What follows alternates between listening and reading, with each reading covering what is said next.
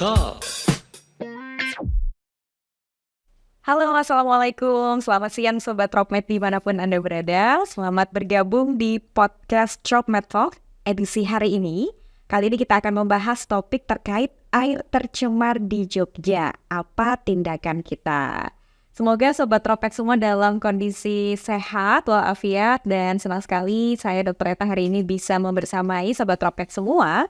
Dan kali ini juga sudah bersama dengan narasumber kita, yaitu Dr. Daniel MSc. Beliau adalah dosen Departemen Perilaku Kesehatan, Lingkungan dan Kedokteran Sosial FKKMK UGM. Saya sapa terlebih dahulu. Selamat siang. Selamat siang, Dr. Eta. Ya, saya boleh sapa siapa ini? Pak Daniel? Mas Dani aja, Mas supaya lebih nyaman. Oke, biar tetap awet muda ya Mas Dani ya. Saya izin manggil Mas Dani nih. Kabarnya sehat Mas Dani? Sehat. Sehat, alhamdulillah. Oke, hari ini kita akan bahas terkait dengan air yang ada di Jogja, dan mungkin nanti juga bahas terkait isu-isu yang terkait dengan kesehatan ya, mungkin kesehatan air. Apa sih dampaknya dengan kesehatan bagi kita nih masyarakat, terutama khususnya di Jogja. Dan Sobat Troped semua, bagi yang ingin bertanya, boleh silakan bisa ikuti di Instagram Live, karena kita live di situ, dan juga di YouTube ya tentunya. Silahkan bagi yang ingin memberikan pertanyaan, boleh chat di kolom komentar. Nanti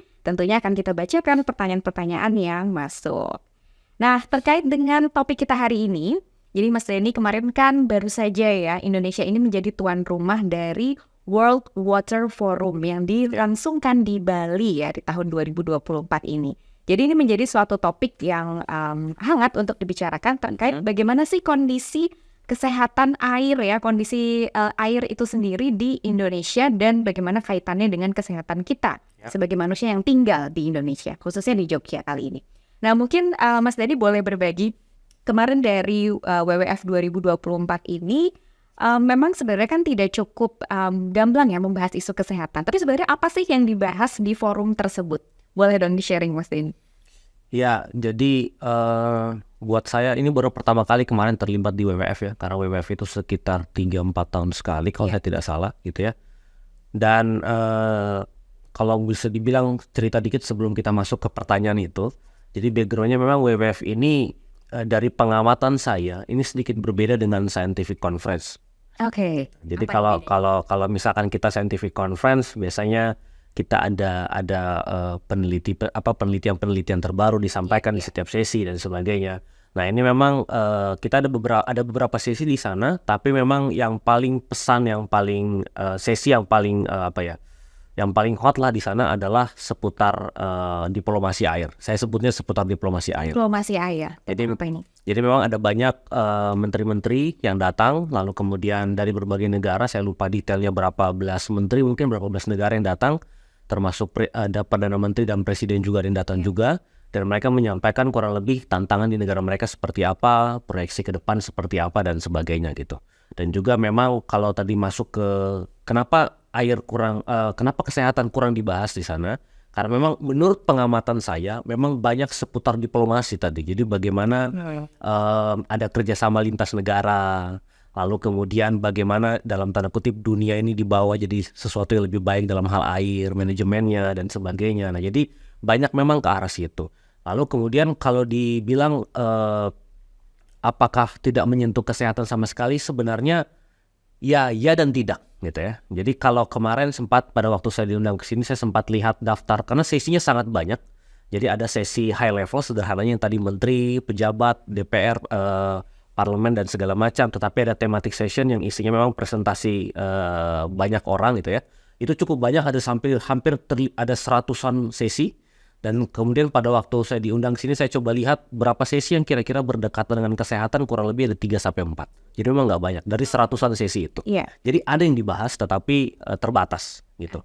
Lalu kemudian kalau bisa dibilang apakah benar-benar mengangkat isu kesehatan di sana?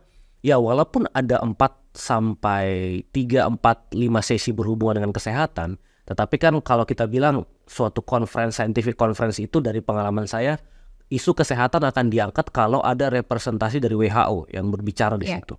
Dan ternyata kalau seingat saya dari list speaker jadi satu sesi dari 100-an itu pembicara bisa sampai 4-5 orang, itu sepertinya tidak ada sesi presenter dari WHO. Nah, misalkan hari ini kita bahas seputar air, itu kan kita tahu ada bagian unit khusus seputar air dan sanitasi dari WHO, dan itu di hampir semua scientific conference pasti mereka punya sesi. Nah, tetapi di WWF tidak ada. Tidak ada ya. Bahkan contohnya paling sederhana adalah saya subscribe milisnya WHO yang itu, dan mereka dari setiap conference mereka pasti kasih tahu kami ada sesi di sini dan di sini. Yeah. Dan khusus WWF tidak ada sama sekali. Nah, jadi memang ada 3-4 sesi tapi terbatas pembahasan kesehatannya. Nah, lalu kemudian kalau yang ditanya apa yang dibahas, ya secara umum memang monitoring kualitas air itu ada walaupun secara umum sekali gitu ya, tidak terlalu detail. Lalu kemudian ada juga layanan air sanitasi di dalam konteks layanan kesehatan itu ada juga. Tapi memang kalau ditanya yang benar-benar sangat concern di satu topik kesehatan itu memang bisa dibilang terbatas di WWF kemarin. Jadi banyak dibahasnya terkait dengan kebijakan. Baik, oke. Ya. Nah, outputnya apa dari WWF kemarin? Apakah ada kebijakan yang dirumuskan mungkin antar negara seperti ini atau bagaimana? Nah, kalau bisa dibilang kebijakan, gini, kalau kita dari sisi kemarin kan pada waktu di sana kita ketemu dengan ya banyak teman-teman akademisi juga dan segala macam. Bisa dibilang kebijakan yang benar-benar mencengangkan dan gimana banget sebenarnya buat dari kami sih tidak ada terlalu yang gimana banget gitu. Karena memang yang paling intinya tadi adalah diplomasi antar negara. Jadi misalkan diplomasi kerjasama antar negara dan sebagainya, bagaimana mereka menguatkan ya kolaborasi untuk mengurus masalah air ini segala macam. Jadi kalau dibilang kebijakan yang benar-benar breakthrough lah ya, itu bisa dibilang sebenarnya buat dari kami sendiri tidak terlalu ada kebijakan yang benar-benar breakthrough banget rekomendasi. Jadi mungkin akan lebih banyak meningkatkan kolaborasi antar negara seperti itu ya untuk meningkatkan kualitas air di dunia. Ya. Oke, nah Mas Denny, kalau misalnya kita berkaca dengan Indonesia sendiri, sebenarnya kalau dalam konteks global ini bagaimana sih kondisi kesehatan, kondisi kualitas air ya dibandingkan dengan negara-negara yang lain? Seperti apa ini? Ya. Saya lupa detail resminya ya, tetapi kita lihat, jadi gini, saya coba balik dulu ke target global, karena kita membandingkan negara kita dengan negara lain, jadi kita lihat target global. Nah, kalau kita lihat target global Sustainable Development Goal itu yang poin 6.1 aja khusus air, itu kan targetnya adalah semua orang di muka bumi itu punya akses ke layanan air minum aman. Gitu ya, layanan air minum aman.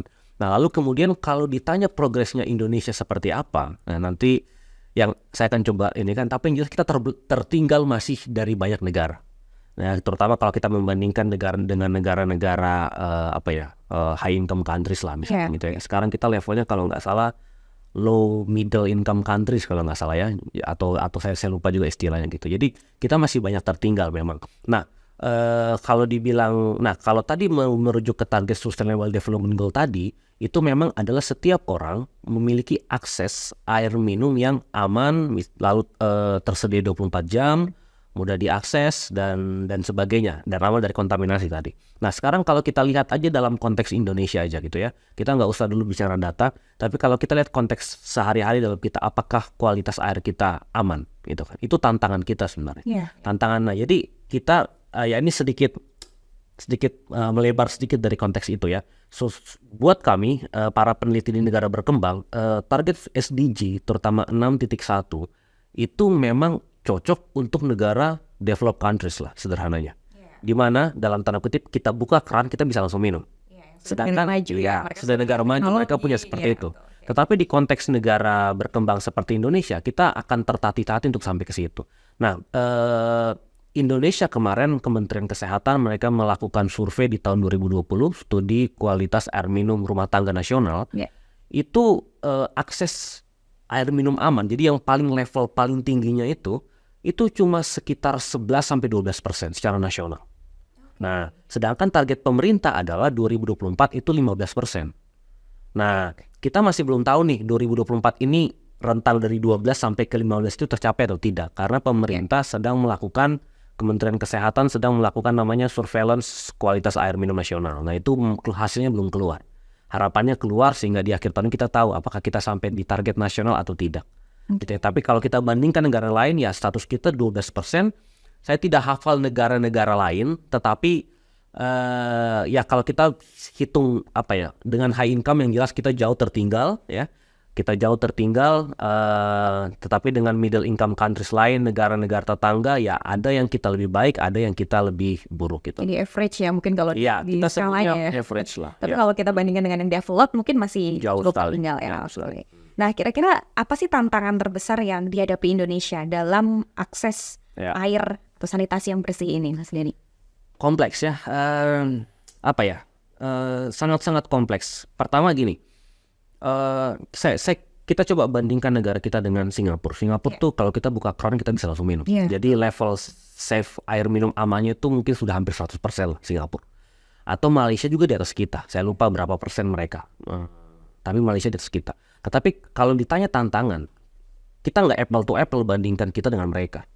Nah, apa yang saya maksud apple to apple adalah pertama geografis kita sangat luas. Betul. Ini tantangan terbesar kita tuh geografis. Jadi wilayahnya kepulauan, lalu kemudian setiap kepulauan punya apa ya?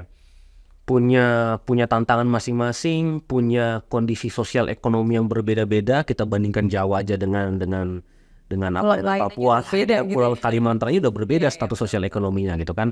Pendapatan daerahnya sudah berbeda. Jadi nggak bisa dipukul rata. Jadi memang kalau ditanya masalah kendala tantangan kita terbesar apa ya geografis. Gitu, geografis itu menentukan. Nah, ini geografis nggak cuma kepulauan. Kita bicara juga soal misalkan kondisi geologis saja, tanah misalkan batuan. Itu kondisi ya kita nggak usah jauh-jauh, kita di Jogja. Wilayah Gunung Kidul sama Sleman berbeda. Gunung Kidul sudah kapur, airnya susah. Kita di Sleman ngebor 3 meter, 4 meter dapat air. Iya. Itu kan kalau di Gunung Kidul, wah susah gitu kan. Jadi kondisi geologis batuannya sudah berbeda. Kita bicara lagi topografinya lagi. Nah, ya ada yang daerah bergunung, ada yang daerah rata. Kalau misalkan daerah bergunung, kita bicara mau bangun sistem perpipaan susah, gitu kan. Iya. Ada yang rumah di atas, rumah di bawah, wah itu mahal investasi biayanya, gitu kan. Sedangkan kita di daerah perkotaan cenderung lebih mudah, flat semuanya, kita bisa lebih mudah menguat. Jadi buat saya sih tantangan paling utama pertama dari geografi itu tadi. Nah, lalu curah hujan juga menentukan, ada daerah curah hujan rendah, ada yang tinggi, nah itu semua bermain. Lalu kemudian tadi sempat saya singgung soal aspek finansial. Iya. Kita nggak bisa membandingkan tadi ya, ya uang yang tersedia, misalkan kita membandingkan dengan negara-negara tetangga yang memiliki pendapatan per kapita lebih tinggi, tetapi jumlah penduduk lebih sedikit, otomatis dalam tanda kutip mereka bisa menggunakan lebih banyak uang untuk ke air dan ke sebagainya, layanan dasar. Sedangkan kita punya ya pendapatan kita terus naik setiap tahun, tapi penduduk kita juga banyak, tantangan macam-macam. Nah, jadi kita di tantangan keuangan itu, investasi finansial untuk membangun layanan air yang benar-benar bagus dan aman itu susah. Itu kendala. Makanya kan pemerintah lagi berusaha mendorong mulai dari tahun lalu atau 2 tahun lalu yang mendorong kontribusi pihak swasta. Jadi selama ini masyarakat berpikir layanan air, layanan dasar itu pemerintah yang harus menyediakan. Tapi pemerintah menyadari kita nggak punya budget untuk itu. Iya, tidak sanggup. Iya, mungkin nggak sanggup. Ada Jadi, gap di situ ya, Mas ya, Denny, ya? ada gap yang besar. Saya lupa kemarin sempat dibuat riset sama World Bank kalau nggak salah, cuma saya lupa itu besar sekali. Itu nggak cuma air, untuk sanitasi, untuk WC aja kita punya gap yang sangat besar untuk bangun WC. Jadi itu makanya mendorong banyak pihak swasta untuk kontribusi dan itu terus didorong. Nah, jadi finansial, geografis, apalagi ya kelembagaan biasalah ya, dukungan regulasi, policy dan sebagainya masih kalau kita bilang sih masih belum sempurna, walaupun sudah banyak perbaikan. Memang sudah banyak perbaikan, ada aturan-aturan yang baru dibuat untuk mendukung itu. Bahkan kalau saya tidak salah tahun ini peraturan presiden terbaru nomor 1 tahun 2024 itu seputar air, kalau saya nggak salah, tentang air. Jadi karena presiden benar-benar pengen dorong banyak untuk meng-create undang-undang untuk mendukung inilah policy. Iya, ini menjadi satu bukti bahwa berarti sudah ada concern yang khusus dari pihak pemerintah untuk mendorong akses dari air yang bersih ya, dan sanitasi yang bersih juga. Walaupun memang tadi sudah disebutkan ya sama Mas Denny, memang kompleks ya kalau kita bilang ya, multifaktorial di Indonesia. Betul sih, memang terkait geografis, topografi ya sangat jauh kalau kita bandingkan dengan negara-negara tetangga kita gitu ya. Tetangganya jauh gitu. Beda, betul. Oke, nah kalau bicara tentang akses air bersih itu sendiri, kaitannya dengan kesehatan kita nih Mas Denny. Sebenarnya seberapa besar sih dampak air yang bersih terhadap kesehatan kita sebagai manusia nih? Ya, Ini pertanyaan ya banyak lah dampaknya gitu ya. Nah, tapi saya coba ambil beberapa isu-isu yang ini aja. Misalkan kita kemarin booming kan soal stunting, Iya, gitu kan. betul. Bagaimana kita bisa meningkatkan layanan air, sanitasi dan sebagainya air bersih untuk mengurangi risiko stunting. Nah, kan pemerintah menargetkan turun sampai ke 21% kalau saya nggak salah tahun 2024. Saya lupa detailnya. Nah, itu kan berusaha dikejar salah satunya dengan akses layanan air gitu kan. Nah, jadi walaupun ya panjang memang perjalanan dari situ. Lalu kemudian kita bicara soal isu-isu apa ya waterborne lain lah ya. Kalau kita bicara air yang tidak aman, jadi air itu ini saya coba perlu jelaskan satu hal. Air yang jernih belum tentu itu aman. Oke, Gitu ya. air yang jernih belum tentu. Belum tentu itu aman. Karena ternyata kalau dites mungkin ada patogen-patogennya. Patogennya. Jadi nah yang selama ini yang kita ingin adalah kita punya air minum sampai di rumah gitu kan, air minum yang bersih, kelihatan dalam tanda kutip bersih gitu kan, air yang bersih, jernih dan segala macam. Tetapi ada patogen-patogen di dalamnya. Nah jadi saya lupa, saya coba balik ke belakang dulu tadi. Nah jadi dari studi kualitas air minum kita tahun 2020 yang itu ada data yang bebas patogen pakai E. coli ya indikator bakterinya E. coli. Itu sumber air, kita bicara sumber air bicara kalau kita punya sumur, kalau kita punya keran, kalau kita punya ada mungkin di daerah pelosok pakai mata air dan sebagainya, itu 70% tercemar tinja E. coli.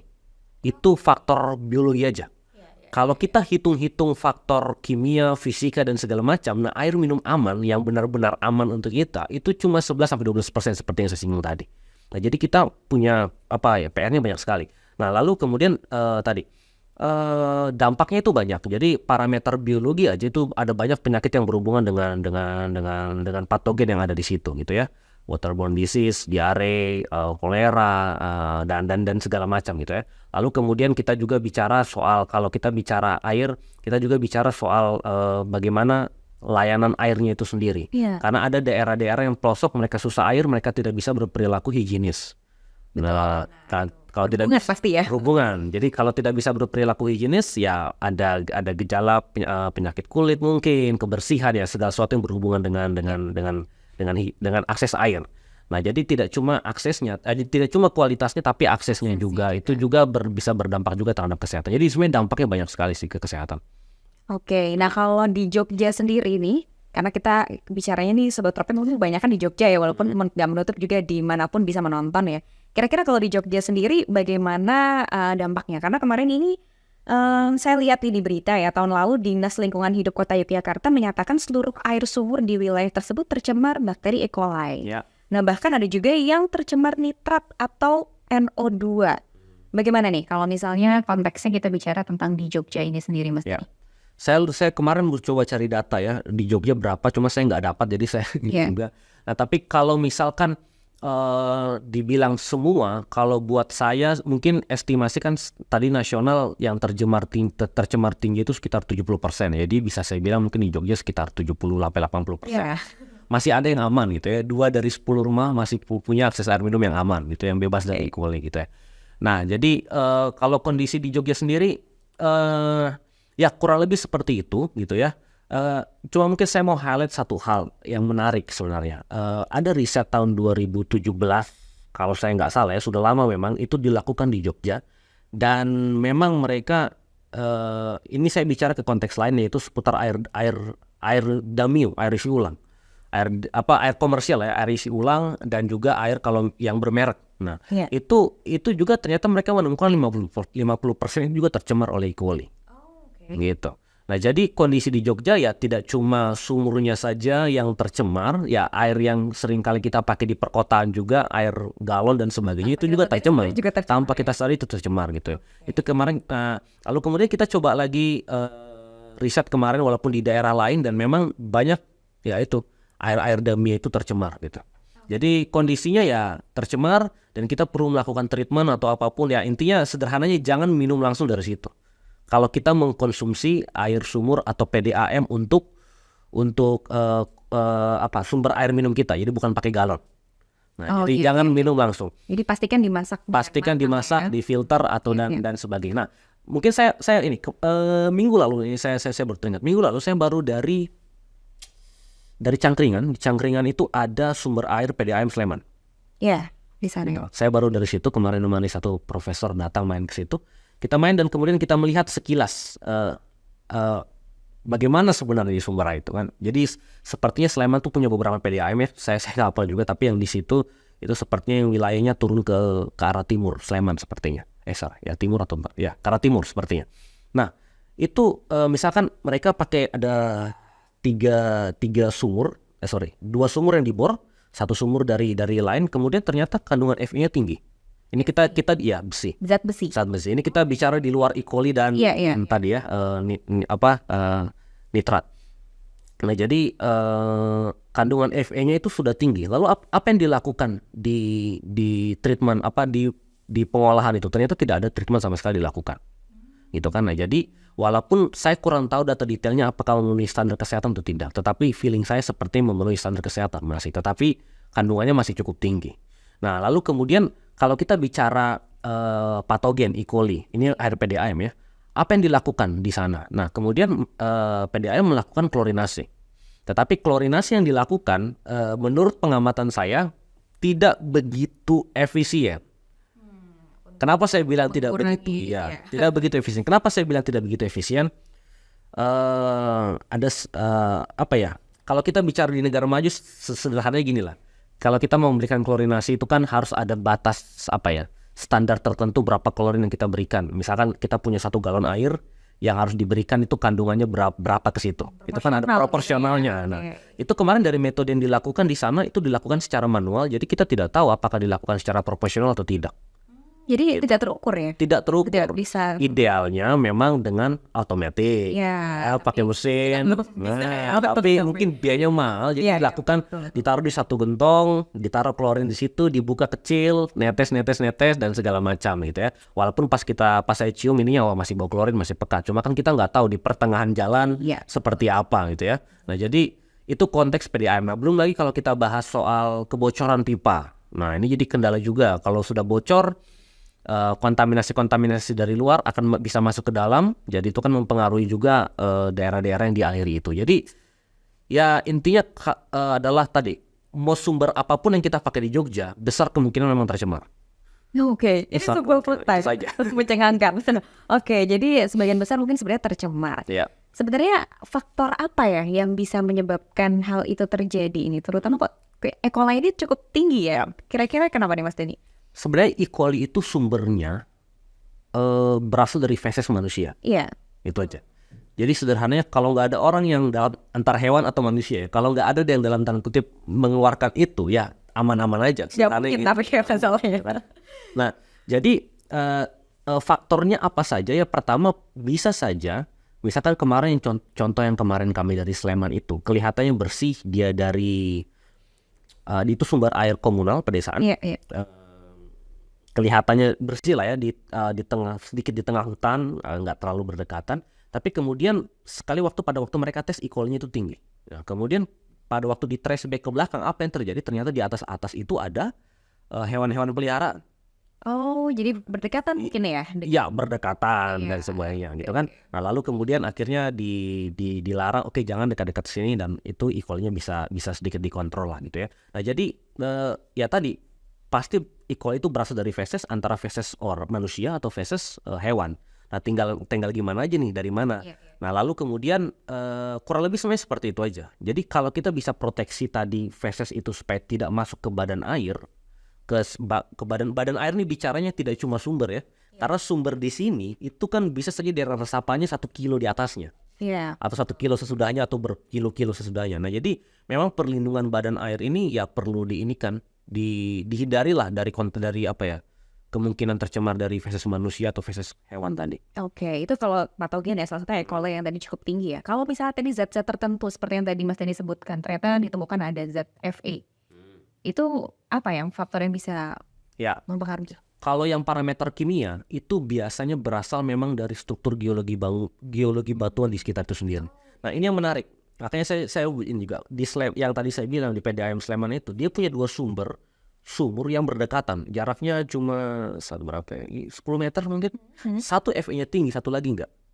Itu jaraknya cuma kurang lebih 10 meter. Kok bisa nih? Walaupun kedalamannya sepertinya nggak terlalu beda jauh, sekitar 20 meter sama 20 meter kalau saya nggak salah. Nah itu, jadi bisa saja memang strukturnya di bawah itu berbeda. Lalu kemudian kalau kita bicara struktur geologi air, bisa saja, misalkan ini berdekatan ya, yang masuk ke sini itu aja bisa jalur air tanahnya berbeda dengan yang ini. Jadi satu ada Fa, satu lagi enggak. Nah lalu kemudian kan kandungan kimia itu biasanya memang tinggi kalau dia dekat ke daerah vulkanis. Itu kan kita kan Makin mendekati ke arah Merapi dan segala macam itu kandungannya memang tinggi. Magelang itu Fe-nya juga tinggi. Yang kaki-kaki gunung itu biasanya memang Fe-nya tinggi. Tapi lagi-lagi tergantung kondisi si geologis batuannya itu lagi. Nah itu, jadi kalau kimia biasanya karena itu. Kalau fisika juga kurang lebih ya, fisika salah satunya misalkan keruh ya misalkan, ya itu karena bisa jadi karena memang sumbernya ini, atau karena faktor-faktor misalkan curah hujan yang tinggi, jadi ada kotoran yang masuk, pasir yang masuk dan segala macam. Nah itu bisa saja berpengaruh ke situ. Oke, tapi sebenarnya ada kadar apa ya, mungkin batas maksimal dari setiap parameter itu pasti ada ya? Ada. Mas ya? Jadi standarnya WHO itu ada, dan pemerintah juga keluarin tahun lalu kalau saya nggak salah ya, Permenkes 2023, saya lupa nomor berapa, itu tahun lalu juga ada keluar mengupdate semua jenis parameter. termasuk Kimia, fisika, biologi, semuanya. Oke, ya. Jadi sebenarnya kalau masih di bawah ambang itu sebenarnya apakah Ya. masih tergolong aman ya? Aman. Cuma kalau udah di atas itu ya mungkin Ya. akan memberikan dampak Ya. ke kesehatan ke manusia ya. Oke. Nah, terkait dengan tadi juga disampaikan sama Mas Dani bahwa ternyata yang kelihatan jernih itu kalau dites belum tentu benar-benar jernih. Ya. Tanda kutip ya, belum steril gitu. Terus apa yang perlu kita lakukan nih sebagai masyarakat awam Ya. yang di rumah? Pencegahan apa yang bisa kita lakukan supaya air-air ini tidak mempengaruhi dampak kesehatan kita secara cukup masif seperti itu? Ya, tadi ya, jadi air yang kelihatannya jernih, bahkan mungkin seger ya, pas kita pegang, wih seger dia. Iya. Itu belum tentu dia aman. Nah, sebelum mungkin saya lari ke situ, mungkin saya ini dulu, kita perlu ngecek dulu kualitas air kita apa, gitu ya, seperti apa. Karena gini, treatment yang kita lakukan bergantung dari kualitas air kita seperti apa. Oke, Ya. gimana caranya untuk Nah, mengecek kualitas itu? Oke. Nah untuk ngecek kualitas yang jelas kita perlu bawa ke lab air. Nah, setiap puskesmas di Jogja sepertinya sudah bisa. Jadi kita datang ke puskesmas, nanti kita minta mereka untuk ngambil sampel di tempat kita dan nanti akan keluar hasilnya. Dan kita membayar, saya lupa berapa gitu ya, mungkin sekitar 150.000 kalau saya nggak salah gitu ya. Nah, tergantung Air dari rumah kita. rumah kita? Iya, mau dari keran, mau dari sumur, bahkan atau mau dari galon kita. Kalau ini silakan aja. Itu sekitar tergantung parameternya. Tapi mungkin kalau saya nggak salah kisaran 150.000 yang paling murah ya. Iya. Kecuali kalau kita mau lengkap lagi parameternya itu akan lebih banyak lagi. Nah dari situ kita nanti bisa lakukan treatment yang kita perlukan gitu. Nah, makanya tadi kalau kita tahu kualitas air kita bisa lakukan treatment yang sesuai. Nah, sebelum saya ini apa yang bisa kita lakukan di rumah, saya mau ambil cerita dikit lagi. Yang minggu lalu itu yang kemarin kami pergi ada yang menarik. Ada satu layanan air minum pedesaan yang kami datang, mereka punya masalah soal ini kapur. Kapurnya tinggi. Itu di daerah Gudian. Sleman ya, di daerah situ, arah atas gitu lah, gitu ya, daerah situ. Itu menarik. Nah kemudian tadi saya bilang prinsipnya kalau kita tahu kualitas air, kita tahu treatment yang begitu, karena treatmentnya bisa berbeda-beda. Nah yang menarik adalah pada waktu kita ke sana, masalahnya itu kapur, treatment yang dilakukan itu tidak menyasar kapur. Kok bisa? Nah itu yang kita tidak tahu. Oke, saya nggak mau perpanjang di situ karena bisa panjang melebar. Tapi yang jelas, padahal treatment yang dilakukan itu sudah di-approve oleh dinas tertentu gitu kan, dinas pemerintah tertentu, tapi tidak sesuai. Nah itu yang menunjukkan tadi saya bilang treatment tidak sesuai dengan kualitas airnya seperti apa. Nah saya balik yang ke rumah tadi. Nah kalau yang ke rumah pada dasarnya sebenarnya seperti ini. Kalau kita misalkan punya air galon ya, kita sebutnya kan biasanya orang antara cuma dua opsi sekarang nih menurut saya di daerah Jogja. Pertama dia pakai galon, entah itu yang komersial yang bermerek atau Damiu, depot air minum isi ulang. Atau yang kedua dia entah sumur, entah PDAM baru direbus sendiri atau difilter sendiri di rumah. Nah saya ambil contoh yang pertama dulu yang Damiu, air galon. Air galon itu pada umumnya parameter fisika kimia sudah aman. Cuma yang jadi kendala parameter biologi tadi, patogen. Nah Nah, apa yang bisa dilakukan ya sederhananya kita selalu menyarankan ya antara merebus atau memfilter lagi. Ada banyak filter-filter yang dijual secara komersial yang dia harganya ya tergantung lah, ada yang murah, ada yang mahal, tapi yang murah pun yang komersial yang saya tahu itu sudah cukup ampuh untuk memfilter patogen-patogen tadi. Nah, itu bisa dilakukan untuk memberikan perlindungan lebih berlapis lah sederhananya gitu. Walaupun sudah di treatment di Damio tadi atau di komersial. Cuma kan kenyataannya kadang dispensernya itu nggak bersih. Jadi itu sumbernya datang dari situ. Itu Saya sekalian belajar nih soalnya buat di rumah nih. Oke. Nah, Terus lalu kalau bisa difilter atau bisa direbus lagi. ya, gitu. Balon itu kita rebus lagi. Kita rebus lagi untuk memastikan. Tetapi sekarang pertanyaannya, apakah perebusan itu pasti akan memastikan air minum Benar-benar yang aman? Nah, ternyata tidak juga. Oh gitu. Tidak juga. Itu jadi air itu sesuatu yang kompleks. Kenapa saya bilang ini? Karena bisa kecenderungan kita pada waktu kita masak itu kita pindahkan ke tempat yang lain. Dan pada waktu kita pindahkan ke tempat yang lain, apakah tempat yang lain itu aman, bersih atau Ada tidak? kontaminasi juga ya pada akhirnya. Nah, susah juga, kompleks. Nah, jadi ya pada dasarnya kalau kita memang merebus mau pindah ke tempat lain ya dibersihin dulu tempatnya, itu aja. Dibersihkan dulu, pastikan dia bersih, kita simpan di tempat yang aman, baru kita pindahkan ke situ. Tapi kalau filter-filter komersial, biasanya itu memang mereka didesain sudah sama dalam tanda kutip seperti dispenser. Jadi tinggal semacam buka aja langsung kita minum dari situ. Jadi lebih praktis dan umumnya pasti sudah lebih bersih lah gitu ya. Tempatnya kan sudah tertutup rapat biasanya. Jadi nggak ada kontaminasi dari mana-mana gitu. Nah, sekarang kalau misalkan itu tadi konteks kalau kita punya galon. Kalau kita konteksnya sekarang sumber air kita dari sumur atau dari PDAM, ya seperti tadi lagi tetap harus direbus, difilter, atau ada yang pakai UV misalkan, ada berbagai macam metode lah yang bisa dilakukan untuk itu. Lalu tempat penyimpanannya harus diperhatikan supaya bersih. Ya, jadi memang ya kita ekstra ya mungkin ya, ada perlindungan ekstra nih yang bisa kita lakukan. Tadi mungkin yang praktis bisa pakai filter tadi ya nggak ini, atau ya kita rebus. Memang cuma mungkin ya belum tentu juga sih merebus itu, apalagi kalau kita mungkin ya menyimpannya tidak terlalu higienis juga, pada akhirnya tetap ada kontaminasi. Tapi ya setidaknya kita berusaha ya Mas Denny ya gitu untuk kesehatan kita nih. Oke, itu sedikit tips buat Sobat Tropek semua, dan tentunya boleh ya bergabung apabila ingin memberikan pertanyaan. Kita masih live di Instagram, boleh bisa di chat di kolom komentar. Bagi yang mungkin penasaran bagaimana sih caranya memang untuk bisa menjaga kualitas air di rumah kita yang sehari-hari kita pakai untuk minum gitu, untuk makan dan lain sebagainya, silakan boleh bergabung ya di kolom komentar. Nah, kita masih bersama dengan Mas Denny, kali ini masih bahas tentang air tercemar di Jogja, apa yang perlu kita lakukan ya tindakannya. Nah, Mas Denny, kita juga bahas tentang isu yang hot juga nih, hot karena masih menjadi permasalahan di Jogja, yaitu terkait dengan sampah.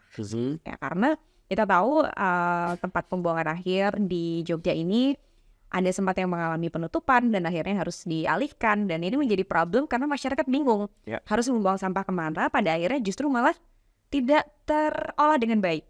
Nah, seperti itu. Dan pada akhirnya mungkin ini juga mempengaruhi kualitas air ya. Nah, bagaimana nih menurut Mas Denny? Apakah ada dampak yang signifikan dari kondisi sampah yang tidak terolah dengan baik, khususnya di Jogja ini? Ya itu jadi permasalahan besar kita ya di sini. Memang gini, secara umum memang pembuangan sampah kita, TPA kita itu mengadopsi sistem open dumping. Jadi terbuka lah gitu kan. Jadi makanya kita bisa lihat gunungan sampah gitu kan di tempat TPA di banyak kota gitu kan, gunungan sampah dan segala macam. Nah, jadi lalu kemudian dari sampah itu dia kan akan mengeluarkan yang namanya licit atau lindi lah ya. Jadi senyawa-senyawa kimia yang berupa cairan itu keluar dari mungkin dari senyawa berbahaya dari plastik, dari manapun, itu semua akan turun ke bawah gitu. Nah, jadi apakah dia mempengaruhi kualitas air? Sangat mempengaruhi kualitas air. Gitu ya. Jadi ada kemarin saya lupa, saya pernah baca ada penelitian di mana gitu, itu di Indonesia juga, mereka meneliti sumber-sumber air di sekitar daerah TPA gitu. Hasilnya buruk gitu, dan bahkan yang buruknya lagi yang lebih ini adalah banyak antimikrobial resistant di situ ditemukannya pada waktu mereka deteksi lebih dalam, lebih jauh aja, nggak cuma E. coli aja, lebih jauh itu yang terjadi gitu ya. Jadi sangat-sangat mencemari sekali. Nah, jadi lalu kemudian kalau kita bicara lindi, kalau patogen itu dia dalam tanda kutip dia akan terfilter out secara otomatis sama batuan-batuan yang ada di tanah. Jadi kan batuan-batuan di tanah itu punya pori-pori tertentu dan sebagainya, dan memang bakteri-bakteri itu kalau dia jaraknya sampai ke air tanah cukup jauh, itu dia cenderung akan mati dalam perjalanan. Jadi ada filter alami Iya, ya di filter sini ya? alami. Gitu. Nah, tetapi sekarang bagaimana dengan parameter kimia tadi? Iya, nah itu Kimia itu kan dia turun terus ke bawah sampai dia ketemu air, ke bawah berapa di air tanah dan ke bawah berkilo-kilo jauhnya. Nah, itu yang jadi kendala gitu loh. Jadi memang saya ingat di salah satu sesi WWF itu ada kita membahas juga soal sampah gini ya. Bagaimana sampah ke lautan, karena kan kemarin water yang dibahas itu banyak hal, nggak cuma air minum aja gitu. Kemarin macam-macam, ada air irigasi, pertanian, laut dan segala macam. Itu ada juga yang sedikit menyinggung soal sampah. Bagaimana itu mempengaruhi ini dan memperburuk kualitas air, sehingga kalau kita sekarang kan dalam tanda kutip kita punya stok air yang banyak, tapi kita terbatas. Kita terbatas nah, kenapa terbatas? Karena air itu sudah begitu tercemar, kapasitas treatment kita tidak bisa mengolah itu secara maksimal, secara cepat sesuai kebutuhan masyarakat. Gitu. Jadi kita bisa membayangkan aja, semakin buruk dia, semakin besar biaya treatment. Semakin besar biaya treatment, ya itu akan berdampak terhadap, ya kalau tarif yang diberikan kepada masyarakat tidak ada banyak perubahan, ya otomatis PDAM harus berpikir cara, ya saya mengurangi yang saya supply atau menaikkan harga. Nah itu kan untuk bisa men-tackle treatment yang tadi itu, karena airnya semakin buruk. Nah itu jadi hal-hal seperti itu yang terjadi. Jadi masalahnya adalah sekarang gimana kalau kita bilang airnya itu supaya lebih aman, ya kita harus memastikan juga sumber airnya itu tadi tidak tercemar satu dengan si sampah tadi dan segala macam. Makanya kan idealnya memang sampah itu di bagian, saya lupa istilahnya, di bagian bawah dipasang filter, lapisan yang kedap lah sederhananya, sehingga dia tidak bisa turun ke bawah. dia nggak turun, nggak mencemari air ya. Itu idealnya. Nah kalau misalnya masyarakat awam ini tinggal di daerah yang dekat dengan TPA, kira-kira ada perlindungan ekstra lagi apa yang harus dilakukan? Ya kalau yang jelas sumber air minumnya jangan dari situ, itu aja gitu kan. Jadi yang paling gampang kalau dia punya akses PDAM, pakailah air PDAM, karena kan PDAM sumbernya kan jauh dari situ kan ya. Dan sudah ada treatment ya? Ya, treatment yang walaupun masih kurang efektif lah buat kita gitu ya. Atau kemudian dia pakai air minum galon dan dalam kemasan dan sebagainya gitu. Lalu tapi untuk mandi dan segala macam, ya kalau bisa sih dihindari ngambil dari sumur yang dekat-dekat situ. Walaupun lagi-lagi kita perlu pengujian kualitas air dulu untuk memastikan dia seperti apa. Kita jaga-jaga ya, kalau bisa jangan ambil dari sumber yang ada di situ kalau memang rumah kita dekat dengan TPA itu tadi. Oke, ini ada pertanyaan nih Mas Denny yang masuk lewat Instagram. Banyak gak pertanyaannya? Banyak ya, ini fans scroll. Susah nanti pertanyaan. Ini ada pertanyaan dari, ini udah sampai di atas ya. Oke, dari akun Silhasraswana. Pak, kalau air RO itu aman nggak ya? Karena satu galonnya tuh murah sekali. Aman nggak nih RO? Menarik. Oke, jadi gini, saya balik cerita supaya kita tahu sedikit konteks yang lebih besar. Kemarin Elon Musk datang ke WWF. Iya, betul. Kemudian dia ngomong salah satu metode yang terobosan ya, solusi untuk air ini adalah RO. Oh ya? Salah satu katanya, ya kan ngomong gitu. Karena gitu, RO itu memang banyak negara yang sudah pakai RO. Misalkan, saya lupa detail, tapi saya pernah ke Malta, airnya semua RO. Jadi Malta ya di bawah Italia itu satu pulau tersendiri, itu airnya semua RO, 100% dia pakai RO karena kan dia nggak punya sumber air tanah, dia pakai air ini. Jadi potensinya memang besar RO. Gitu ya, seperti yang Elon Musk bilang, itu bisa menyelesaikan solusi air bersih, tetapi dia meng-create masalah yang lain, RO itu. Karena pada waktu RO itu kan pada dasarnya gini, dia pori-pori yang sangat kecil gitu kan, kemudian air dengan segala macam patogen, kimia dan segala macam, dia ya semua patogen termasuk kimia dan segala macam akan ketahan di pori-pori itu karena pori-porinya sangat kecil. Gitu kan, baru keluarlah air bersih yang dalam tanda kutip tidak ada patogen, tidak ada kimia dan sebagainya, bahkan bisa dibilang tasteless lah, nggak ada rasa. Karena kan yang memberikan rasa di air minum itu adalah mineral-mineralnya. Nah RO itu nggak ada rasanya, nggak ada mineralnya, dia bersih. Jadi kan kalau saya nggak salah ada air juga komersial yang pakai RO juga, kalau saya nggak salah ya, yang komersialnya jual di masyarakat. Nah itu. Nah jadi sebelum saya menjawab yang itu tadi, Nah, jadi dia create masalah yang lain si RO ini. RO itu apa? Karena pada waktu dia di filter ini, kan yang ketahan itu kimianya itu, apa sebutnya brine ya kalau saya nggak salah, brine itu kan kandungan kimia sangat tinggi banget. Iya. Nah, jadi yang jadi kendala itu sekarang menjadi masalah, dia menyelesaikan memberikan solusi, tapi masalahnya limbah ini lari kemana? Oh, benar juga ya. Gitu. Oke. Nah, jadi ya Dia menyaring itu semua. dia menyaring ke semua. Gitu ya. Jadi bayangkanlah akan sangat pekat ini, Iya, ya kan? betul. Karena kan disaring semua. Nah, brine-nya ini tuh yang menjadi masalah sekarang. Gimana pembuangannya, gitu. Jadi banyak di negara-negara dan di daerah yang pantai, gitu ya, mereka mulai menerapkan RO yang seperti ini. Kemudian atau hotel-hotel juga banyak, gitu kan, di Bali dan segala macam mereka pakai mereka RO air laut dan segala macam. Tapi brine-nya ini si limbah kimianya ini nih, ini yang justru menimbulkan masalah. Nah, lalu kemudian kalau ditanya apakah dia menimbulkan air dari RO ini Aman atau aman atau tidak? Sebenarnya aman, sangat aman. Jadi walaupun ini pro dan kontra ya. Iya. Ada orang yang ngomong kayak gini, lah kan tubuh kita butuh mineral. Tubuh kita Iya, butuh mineral. Sekarang mineralnya sudah difilter semua, diambil semua. Gimana? Nah gitu. Jadi tetapi sebenarnya kan pada dasarnya sumber mineral kita kan nggak cuma dari situ aja. Jadi ada yang pro, ada yang kontra. Cuma kalau dari segi parameter fisika kimia biologi aman. Cuma pertanyaannya mineralnya aja. Apakah kita butuh sebesar mineral itu? Kalau butuh ya kalau kita mau minum RO ya kita harus cari alternatif sumber mineral lain untuk tubuh kita. Itu aja. Ya, mungkin juga dari makanan atau Iya, dari makanan, dari sumber yang lain tuh. kebutuhannya mikro sebenarnya. Iya, benar. Bandingkan. Kecil banget, iya. Iya. Nggak banyak. Jadi kalau balik lagi konteks pertanyaan tadi aman ya. Aman. Cuma ya mungkin tadi yang disinggung malah justru menimbulkan masalah baru si limbah brainnya ini yang Ya. dia menyerap itu tadi. Oke, berikutnya ini ada pertanyaan lagi dari Falah R. Kalau air yang tercemar itu dibuat mandi, aman nggak ya buat kulit? Ya. Sebenarnya tergantung ya. Tergantung dia tercemar seperti apa. Tapi kalau kita bicara tercemar biologi, aman-aman aja. Kecuali tercemar kimia. Karena ada beberapa parameter kimia, terutama logam-logam berat itu yang memang ya kita nggak boleh mandi, nggak bersentuh, Mengiritasi ya nanti ya. iritasi dan segala macam, cancer dan segala macam. Cuma memang dalam konteks Indonesia, air PDAM itu umumnya memang kimia. Sepengetahuan saya, kimianya itu tergolong di bawah standar, hampir semuanya. Karena memang itu sesuatu yang sederhananya kan kalau biologi kita masih bisa rebus di rumah. Iya. Kalau kimia penduduk mau ngapain? Jadi memang biasanya ya. Jadi memang biasanya supplier air itu sudah memastikan memang parameter kimia itu sudah di bawah standar. Jadi aman. Jadi aman Oke. gitu.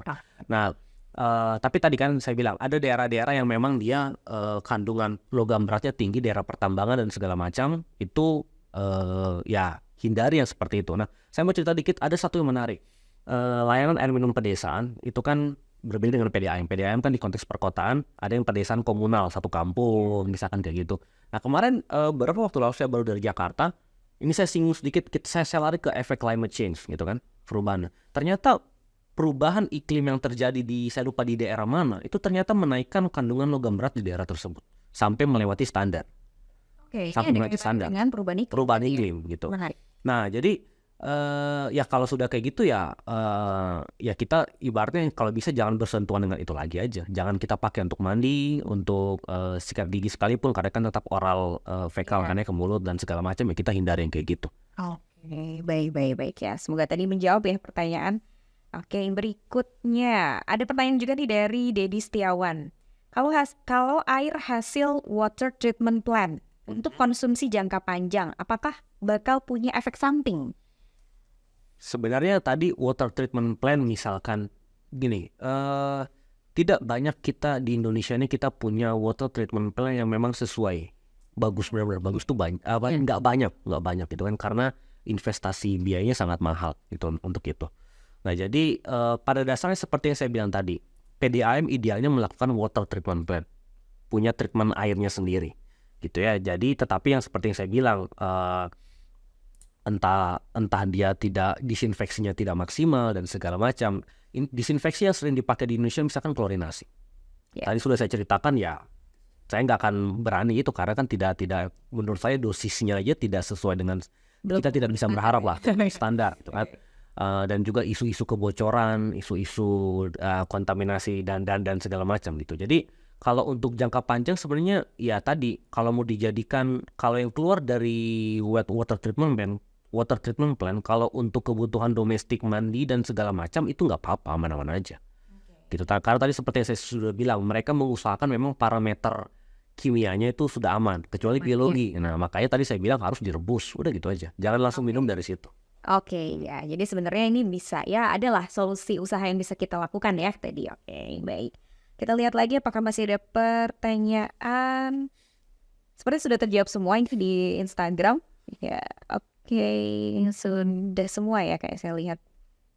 Oke, sudah semua. Nah, ini kita juga sudah hampir sampai di penghujung podcast kali ini. Kita bahas tentang air yang tercemar di Jogja. Nah, mungkin Mas Dhani boleh bisa memberikan penutup ya sebagai kesimpulan kita ngobrol-ngobrol hari ini sebagai apa ya? Mungkin take home message buat Sobat Roket semua. Kira-kira apa sih yang harus diperhatikan? Ya, sebenarnya isu kualitas air minum di sebelumnya saya ini dulu. Kalaupun kita tidak memiliki sumber air minum yang aman, kita tetap masih bisa mengkonsumsi air minum yang aman. Gitu. Caranya gimana? Kita olah dia tadi. Antara kita rebus, kita filter, dan sebagainya. Itu kan, atau pakai UV, dan sebagainya. Nah, lalu untuk memastikan kita punya air minum yang aman di rumah, nah salah satunya aspek adalah perhatikan aspek higienitas di sekitar tempat air minum tersebut. Apakah ceretnya bersih, galonnya bersih, dispensernya bersih atau tidak. Lalu kemudian apakah kita taruh itu di tempat terbuka sehingga ada lalat dan sebagainya, ada hewan yang bisa menyentuh itu dan sebagainya. Nah, jadi kita perlu berikan perlindungan tidak cuma tadi diolah, tapi kondisi higienitasnya juga perlu kita perhatikan. Nah, jadi intinya kita mengurangi risiko kontaminasi dan rekontaminasi. Oke. Nah, itu dua hal itu perlu diperhatikan.